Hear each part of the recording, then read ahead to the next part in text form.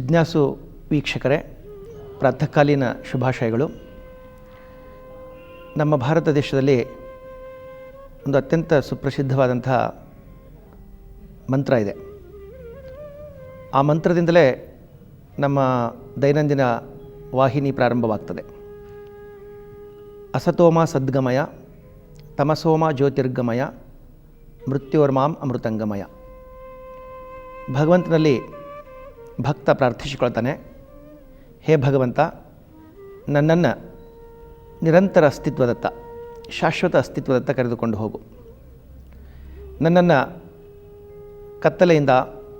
ಕತ್ತಲೆಯ ಮಹಾಮನೆಯಿಂದ ಬೆಳಕಿನ ಅರಮನೆಯತ್ತ ಕರೆದುಕೊಂಡು ಹೋಗು. ನನ್ನನ್ನು ಮೃತ್ಯುವಿನ ದವಡೆಯಿಂದ ಪಾರು ಮಾಡಿಬಿಟ್ಟು ಅಮೃತತ್ವದ ಮಹಾಧಾಮಕ್ಕೆ ಕರೆದುಕೊಂಡು ಹೋಗು ಅನ್ನೋ ಪ್ರಾರ್ಥನೆಯನ್ನು ಭಕ್ತ ಮಾಡ್ಕೊಳ್ತಾನೆ. ಈ ಒಂದು ಪವಿತ್ರ ಪ್ರಾರ್ಥನೆಯಿಂದ ನಮ್ಮ ಬೆಳಗು ಪ್ರಾರಂಭವಾಗಬೇಕು. ಸಾಮಾನ್ಯವಾಗಿ ನಾವು ಪ್ರಾತಃ ಕಾಲದಲ್ಲಿ ಬೆಳಗ್ಗೆ ಎದ್ದ ತಕ್ಷಣ ನಮ್ಮ ಮನಸ್ಸನ್ನು ಸಾತ್ವಿಕಗೊಳಿಸಿಕೊಂಡು ಮುನ್ನಡೆಯುವಂಥ ಪ್ರಕ್ರಿಯೆಗೆ ಒಳಗಾಗಬೇಕು. ಬೆಳಗಿನ ಚಿಂತನೆ ನಮ್ಮ ಇಡೀ ದಿನದ ಮೇಲೆ ಪ್ರಭಾವ ಬೀರ್ತದೆ. ನಾವು ಬೆಳಿಗ್ಗೆ ಸಕಾರಾತ್ಮಕವಾಗಿ ಮೃದು ಧೋರಣೆಯನ್ನಿಟ್ಟುಕೊಂಡು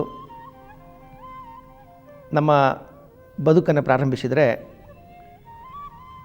ದಿನದ ಕೊನೆಯವರೆಗೂ ನಾವು ಪ್ರಸನ್ನ ಚಿತ್ತರಾಗಿ ಸ್ವಸ್ಥ ಚಿತ್ತರಾಗಿರೋ ಸಾಧ್ಯತೆ ಇದೆ. ಬೆಳಗ್ಗೆ ಎದ್ದ ತಕ್ಷಣವೇ ನಿಷೇಧಾತ್ಮಕ ವಿಚಾರಗಳನ್ನು ಅಥವಾ ಕಿರಿಕಿರಿಯನ್ನು, ತಕರಾರುಗಳನ್ನು ತಲೆಯಲ್ಲಿ ತುಂಬಿಕೊಂಡು ನಾವು ದಿನಾನ ಪ್ರಾರಂಭ ಮಾಡಿದರೆ ದಿನದ ತುಂಬೆಲ್ಲ ನಾವು ಯಾವುದೋ ಒಂದು ತೆರನಾದಂಥ ಕಿರಿಕಿರಿ, ಯಾವುದೋ ಒಂಥರ ತಳಮಳಗೆ ವಸ್ತುವಾಗಿ ದಿನದ ತುಂಬ ವೇದನೆಯನ್ನು ಅನುಭವಿಸ್ತಾ ಇರತಕ್ಕಂಥ ಪರಿಸ್ಥಿತಿ ಇದೆ.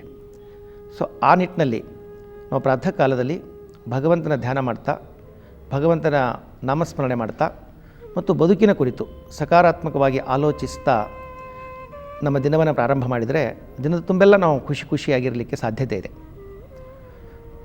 ನಾನು ಒಂದು ಮಾತನ್ನು ಹೇಳಲಿಕ್ಕೆ ಇಷ್ಟಪಡ್ತೇನೆ.